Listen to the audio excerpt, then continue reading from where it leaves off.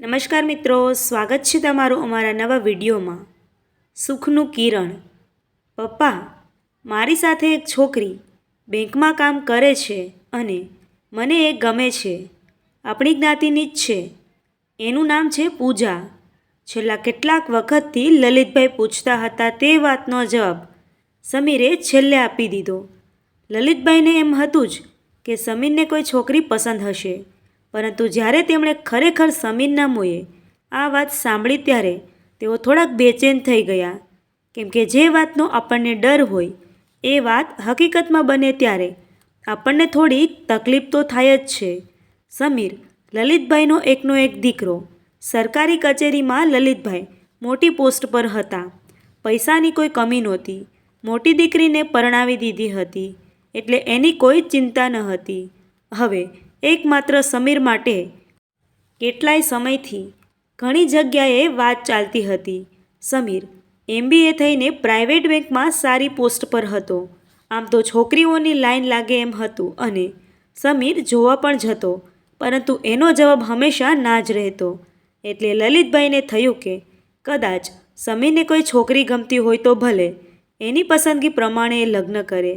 તેમને એનો કોઈ વાંધો ન હતો, પરંતુ જ્યારે સમીરે કહ્યું કે એ છોકરી તેની સાથે બેંકમાં કામ કરે છે, એટલે લલિતભાઈની ચિંતામાં અનેક ગણો વધારો થઈ ગયો, કેમ કે એ સમીરને જાણતા હતા કે તેની પસંદગીના પાત્ર સાથે લગ્ન તો કરશે જ, પરંતુ આવનાર વહુની નોકરી પણ ચાલુ રખાવશે। ઘરની જરૂરિયાત પ્રમાણે જો નોકરી કરતી છોકરીને લાવશે તો વળી પાછું એનું એ જ થશે। લલિતભાઈના પત્ની સરોજબેન પતિની સર્વિસમાં થતી બદલીઓને કારણે ઘણા સમયથી એકલા હતા અને હવે જ્યારે નિવૃત્ત થવામાં 5-6 વર્ષ બાકી હતા ત્યારે પણ જો વહુ નોકરી કરતી હોય તો સરોજબેનને વહુના સંગાથની જે વર્ષોની ઈચ્છા અને જરૂરિયાત હતી એ પૂરી થઈ શકે તેમ નહોતી। સરોજબેનને તો એક સરસ મજાની વાતોડિયાઈ વહુ જોઈતી હતી કે જેની સાથે તેઓ આખો દિવસ વાતો કરી શકે, સિરિયલો જોઈ શકે અને બંને સાસુ વહુ ભેગા મળીને સારું સારું જમવાનું બનાવી શકે। પરંતુ ભગવાન બધું સારું અને આપણી અપેક્ષા મુજબનું જ આપે તો શું જોઈતું હતું? ક્યાંક તો જીવનમાં એવા વળાંક આવે છે ને કે જ્યાંથી આપણને આપણી જાતનું પુનઃમૂલ્યાંકન કરવું પડે। લલિતભાઈ અને સરોજબેન આ બધું સમજતા હતા, એટલે લલિતભાઈને નવા મોટા મકાનનું કામ ચાલુ હતું। તેને કામ વધારે ઝડપથી આગળ વધાર્યું અને બીજી તરફ સમીર અને પૂજાની સગાઈ કરાવી દીધી। 3-4 મહિના વીત્યા બાદ બંનેને રજાની અનુકૂળતા થતાં ધામધૂમથી લગ્ન પણ કરાવી દીધા। સિમલામાં મધુરજનીના દિવસો માણી સમીર અને પૂજા ઘરે પરત ફર્યા। ઘરે આવ્યા બાદ પૂજાએ તરત સમીરને કહ્યું, હું મારી રજા હજુ 1 અઠવાડિયા માટે લંબાવી દઉં છું। કેમ? સમીરને આશ્ચર્ય થયું, કેમ કે પૂજા કામ પ્રત્યે એકદમ સિન્સિયર હતી અને બને ત્યાં સુધી ઓફિસમાંથી રજા લેવી એને ગમતી ન હતી। લગ્ન પહેલાં પણ બંને મળતા ત્યારે ઓફિસનો સમય પૂરો થયા બાદ જ મળતા।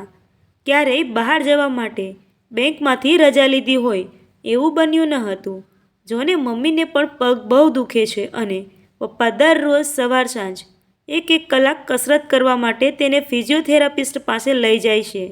વળી પપ્પાને ઓફિસમાં પણ કેટલું કામ રહે છે, એટલે થોડો સમય પપ્પાને બદલે હું મમ્મીને લઈ જાઉં તો? પૂજા બોલી, ઠીક છે, તો તું મમ્મીને ગાડીમાં જ લઈ જજે, હું ઓફિસ બાઇક લઈને જઈશ। આમ પણ વરસાદ જેવું છે એટલે મમ્મી પપ્પા રિક્ષામાં જાય છે। સમીરને આ વાત ગમી। તેને પણ અંદરથી થતું હતું કે પોતે મમ્મી સાથે દવાખાને જાય, કેમ કે પપ્પાને હજુ ટ્રાફિકમાં કાર લઈ જવાની ફાવટ ન હતી।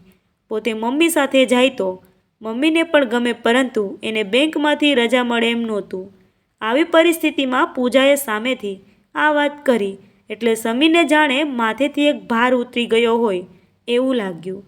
બીજા દિવસથી પૂજા એના સાસુને ગાડીમાં લઈને ફિઝિયોથેરાપિસ્ટ પાસે જવા માંડી। એણે જોયું કે એના સાસુની આંખમાં જે ખુશી અને ચમક હતી તે એણે પહેલાં ક્યારેય જોઈ ન હતી। એના સાસુ તેની સાથે નાની નાની વાતમાં હસતા, ખુશ થઈ જતા। જ્યારે લલિતભાઈ કસરત કરવા તેમને લઈ જતા ત્યારે જાણે દવાખાનાના કામે નીકળ્યા હોય એવું લાગતું. પરંતુ હવે પોતાની વહુ સ્પેશિયલ અઠવાડિયાની રજા લઈને બંને ટાઈમ ગાડીમાં પોતાને લઈ જાય છે એ વાતને તેમને આત્મીયતાનો અનુભવ કરાવતી. તેઓ ફિઝિયોથેરાપિસ્ટને પણ કહેતા કે હવે તો મારે વહુ આવી ગઈ છે એટલે નિરાશ છે. ફિઝિયોથેરાપિસ્ટ પાસેથી આવ્યા પછી એ પૂજાને ઘરની નાની નાની વાતોની સમજ આપતા, દરેક વસ્તુને પ્રેમથી શીખવતા, ઘરના દરેક સભ્યની પસંદ નાપસંદનો ખ્યાલ આપતા. તે સાથે સાથે પૂજાને શું ભાવે છે, શું ગમે છે એ પૂછી લેતા અને તેને ભાવતું પણ બનાવતા. પૂજાને પિયરમાં તો સારું હતું જ, પરંતુ અહીં ધીમે ધીમે તેને સાસુ સસરા પ્રત્યે પોતાના માતા પિતા જેવી લાગણી બંધાવા લાગી. તે બધાનો જેટલો ખ્યાલ રાખતી એટલા જ પ્રેમથી સૌ તેનો ખ્યાલ કરતા. જોતજોતામાં અઠવાડિયું પસાર થઈ ગયું. હવે પૂજાને રજા મળે એમ નહોતું. સોમવારથી તો ઓફિસ જવું પડે તેવી હાલત હતી. સવારે સરોજબેનને પૂજાને એકદમ રોયલ નાસ્તો કરાવ્યો. સાથે સાથે પૂજાને પૂછી લીધું કે તે બપોરે કેટલા વાગે સમીર સાથે જમવા આવશે, એટલે ગરમ જમવાનું રાખી શકાય. સાંજે પણ સરોજબેને એની પસંદગીનું સરસ મજાનું જમવાનું બનાવ્યું. આ તરફ અઠવાડિયાની રજાને લીધે પૂજાને બેંકમાં બહુ મજા આવતી ન હોય એવું લાગવા માંડ્યું. પહેલાં તો એ બેંકમાં પોતાના ટેબલ પર બેસતી એટલે જાણે બેંકમય બની જતી, પરંતુ હવે કામ કરતાં કરતાં તેને ઘરના વિચાર આવવા લાગ્યા. તેને થયું કે મમ્મી સરોજબેન અત્યારે આમ કરતા હશે, સૂતા હશે, આ કામ કરતા હશે, તે વિચાર કર્યા કરતી. ઘણીવાર સરોજબેન નવરાશના સમયમાં આજુબાજુના બાળકોને ઘરે રમાડવા બોલાવતા અને તેમની સાથે વાતો કરતા, તેમને નાસ્તો કરાવતા, તેમની સાથે બેસી કાર્ટૂન જોતા. કોઈકવાર પૂજાની નણંદની 5 વર્ષની દીકરી રિયા સાથે ફોનમાં લાંબી લાંબી વાતો કરતા. આથી ઓફિસમાં કામ કરતાં કરતાં પૂજાને થતું કે મમ્મી અત્યારે બાળકો જોડે રમતા હશે, કોની સાથે મસ્તી કરતા હશે, રિયાનો ફોન આવ્યો હશે. ઓફિસના કામની વચ્ચે પૂજાને ઘરની યાદ આવવા લાગી. સગાઈથી અત્યાર સુધી પસાર કરેલી આનંદમય પળો આગળ આ રોજનું ઓફિસ વર્ક એને કંટાળાજનક લાગવા માંડ્યું.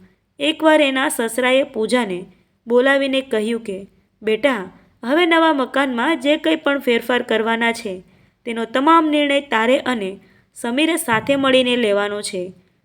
માટે તમે બંને દરરોજ નવા મકાનમાં જઈને બધું જુઓ અને તમારી સગવડ પ્રમાણે તેને શણગારો.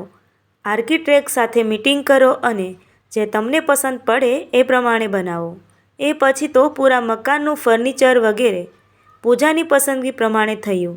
ઘરના ગાર્ડન બનાવવાનો પ્રોગ્રામ નહોતો, પરંતુ પૂજાની ઈચ્છા હતી એટલે પાર્કિંગની જગ્યા નાની કરી ગાર્ડન બનાવવામાં આવ્યો. છેક સગાઈથી માંડી ચૂંદડી, લગ્ન, રિસેપ્શન, હનીમૂન વગેરે દરેક પ્રસંગ માટે જે કંઈ પણ કપડાં, સોનું, દાગીના ખરીદવાનું થતું તે દરેકમાં પૂજાની પસંદગીને અગ્રિમતા અપાતી. ક્યારેક તેને એમ લાગતું પણ ખરું કે પોતે ભલે MBA ભણેલી છે, પરંતુ દરેક બાબતની પોતાને ખબર ન હોવા છતાં એનો અભિપ્રાય જરૂરથી લેવાતો. લગ્ન પછીના થોડા દિવસોમાં એણે જોયું કે એની પર ઓફિસના કામ સિવાય ઘરની કોઈ જવાબદારી નાખવામાં આવી ન હતી. પૂજા બપોરે જમવા આવતી ત્યારે ઘણી વખત વહેલું મોડું થઈ જાય ત્યારે સરોજબેન ગરમ રોટલી બનાવી તૈયાર રાખતા. પૂજા કહેતી કે આજે મોડું થઈ ગયું છે, ત્યારે સરોજબેન હસીને તરત કહેતા કે સમીરને કેમ ખુલાસો નથી કરવો પડતો કે આમ હતું એટલે મોડું થઈ ગયું કે આમ જવાનું હતું એટલે મોડું થઈ ગયું, એમ તારે પણ કહેવાની જરૂર નથી. સમીરને જે વાત લાગુ પડે એમ તને ન પડે. આમ દરેક બાબતમાં સરોજબેનનું વર્તન એકદમ સહજ રહેતું. ક્યારેક કોઈ મહેમાન આવે તો પૂજા સાથે સહજ રીતે જ વાત કરતા અને ક્યારેય એવું ન લાગવા દેતા કે આ બધું કામ મારે કરવું પડે છે. જેમ જેમ દિવસો પસાર થતા ગયા એમ પૂજાને લાગવા માંડ્યું કે એના સાસુને ઘરની બહાર જવું હોય ત્યારે સમીર, પૂજા તથા લલિતભાઈનો ઓફિસેથી આવવા જવાનો ટાઈમ, ચા પાણી, નાસ્તા તથા જમવા વગેરેના સમયની અનુકૂળતા જોઈને જ જતા. જ્યારે પોતાને અને સમીરને ક્યારેય ફરવા જવું હોય, બહાર જમવા જવું હોય, કોઈ આવવાનું હોય અથવા ઘરમાં રહેવાની જરૂરિયાત હોય, છતાં પણ તેઓ બહાર જવાની રજા તરત જ આપતા. પોતાનો પગાર આવ્યો ત્યારે પૂજાના સસરાએ કહ્યું કે તમારી મહેનતના પૈસા છે, એટલે તમને જેમ યોગ્ય લાગે તેમ તમારે નામે મૂકી દેજો, જેથી ભવિષ્યમાં તમને કામ આવે. આમ દર મહિને જે પગાર આવતો એ તો સીધો બેંકમાં જમા થતો હતો. આખરે એક સાંજે સરોજબેન નાનકડી રિયા સાથે વાત કરતા હતા, ત્યારે પૂજા બાજુમાં જ ઊભી હતી, એટલે થોડીક વાતો તેના કાન પર પડી. હે નાની, તમને ખબર છે હું ક્યાંથી આવી છું? હા બેટા, તું ભગવાનના ઘરેથી આવી છો, સરોજબેને હસતા હસતા કહ્યું. તો નાની, તમને ખબર નથી? મારા દાદીએ કીધું કે હું તો છે ને મારા મમ્મીના પેટમાંથી આવી છું. સાચી વાત છે દાદીની બેટા, બધા પોતાની મમ્મીના પેટમાંથી જ આવે છે, સરોજબેને જવાબ આપ્યો. તો નાની, મારા પેટમાંથી નાનકડું બેબી ક્યારે આવશે? હું મમ્મી ક્યારે બનીશ? નાનકડી રિયાનો પ્રશ્ન સાંભળી સરોજબેન કામ કરતાં કરતાં અટકી ગયા અને શું જવાબ આપવો એ વિશે વિચાર કરવા માંડ્યા. એટલામાં પૂજા હસતા હસતા બોલી, મમ્મી, એને કહો ને કે તારા લગ્ન થશે એટલે તને નાનું બેબી આવશે અને તું પણ મમ્મી બની જઈશ. સરોજબેને રિયાને આમ કહ્યું એટલે તરત જ રિયાએ ફરીથી પૂછ્યું, તો નાની, પૂજા મામીના તો હમણાં લગ્ન થઈ ગયા છે ને, તો એને બેબી ક્યારે આવશે? હવે ચોંકવાનો વારો પૂજાનો હતો. પૂજા હજુ બધું સાંભળતી જ હતી. સરોજબેન સમજી ગયા એટલે કંઈ બોલ્યા નહીં અને ફોન મૂકી દીધો. થોડીવાર પૂરતું વાતાવરણ ગંભીર થઈ ગયું અને પૂજા ગહન વિચારમાં જાણે પડી ગઈ. બીજા દિવસે સવારે પૂજા રોજ કરતાં થોડી વહેલા ઉઠી ગઈ અને સરસ મજાની સાડી પહેરી પોતાના રૂમથી નીચે ઉતરી. પાછળ સમીર પણ તૈયાર જ હતો. બંનેના મોઢા પર સહેજ ઉજાગરો દેખાતો હતો, જાણે મોટી મથામણ પછી કોઈ નિર્ણય પર આવ્યા હોય અને કંઈક કહેવા માંગતા હોય એમ બંનેના ચહેરા વંચાતા હતા. મમ્મી પપ્પા, અમારે કંઈક કહેવું છે. શું થયું બેટા? તમે બંને કેમ ટેન્શનમાં દેખાવ છો? બધું બરાબર તો છે ને? આરામથી બેસીને જે કહેવું હોય તે નિસંકોચ કહો, લલિતભાઈએ સ્વાભાવિક રીતે કહ્યું. બેટા પૂજા, રોજ તો તું ડ્રેસ પહેરીને ઓફિસ જાય છે, આજે કેમ સાડી પહેરી છે? કેમ બંને આટલા વહેલા તૈયાર થઈ ગયા છો? પણ પૂજા, જે હોય તે, આ સાડી તને બહુ સરસ લાગે છે હો. કે સરોજબેનથી મલકી જવાયું. પૂજાએ સમીર સામે જોયું અને પછી થોડા ધીમા અવાજે બોલી, મારે સર્વિસ છોડી દેવી છે, પરંતુ જો આપ બંને રજા આપો તો. અરે એકદમ કેમ? ઓફિસમાં કંઈ તકલીફ છે? ફાવતું નથી કે કંઈ થયું છે? શું વાત છે સમીર? પૂજા આ શું કહે છે?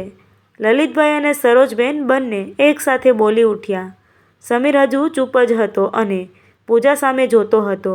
મમ્મી પપ્પા, સાસરે આવ્યા પછી તમારા બંને પાસેથી હું શીખી છું કે વહુ એટલે શું અને દીકરો એટલે શું. આપે આટલા સમયમાં મારું જેટલું રાખ્યું છે એટલું તો મારા પોતાના મમ્મી પપ્પા પણ ન રાખી શકે.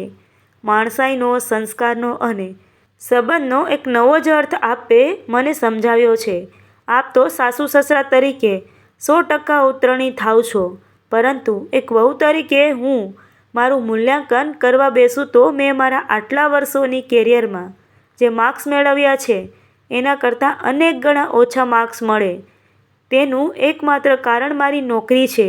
આજ સુધી હું એવું સમજતી આવી છું અને મને શીખવાડવામાં આવ્યું છે કે દરેક પોતાના પગ પર ઊભું રહેવું જોઈએ, કોઈ પર આધારિત ન રહેવું જોઈએ. પરંતુ મને ખબર નહોતી કે સ્ત્રીને બહાર કામ કરવાની જરૂરિયાત હોય એના કરતાં અનેક ગણી જરૂરિયાત એની એના ઘરમાં પણ હોય છે. વળી જ્યારે પૈસા કમાવાની જરૂરિયાત ન હોય ત્યારે જો હું આ પરતંત્રતા ન સ્વીકારું તો હું આપના પ્રેમથી વંચિત રહી જાઉં એમ મને લાગે છે. આ બંનેનો પ્રેમ હું પાર્ટ ટાઈમ નહીં, ફૂલ ટાઈમ 24 કલાક મેળવવા માંગુ છું. અત્યાર સુધી આપે મને શું ગમે છે, શું ભાવે છે, હું શું વિચારું છું એ હંમેશા જોયું છે. મારી જરૂરિયાતો જોઈ છે. હવે મારે જોવું છે કે પપ્પાને કેવી ચા ભાવે છે, એમને નાસ્તામાં શું પસંદ છે, શેનું શાક ભાવે છે, મમ્મીને શું ગમે છે. આપ બંનેએ અત્યાર સુધી બધાની ઈચ્છાઓ પૂરી કરી છે. હવે મારે આપ બંનેની ઈચ્છાઓ પૂરી કરવી છે. હું જે નિર્ણય લઉં છું એમાં સમીરની પણ સંમતિ છે. વિગતવાર ચર્ચા કર્યા પછી હું સમજી વિચારીને આ નિર્ણય લઈ રહી છું, પરંતુ આપ બંને જો રાજી ખુશીથી રજા આપો તો હું અમલમાં મૂકી તે પ્રમાણે જીવનની દિશા બદલી શકું.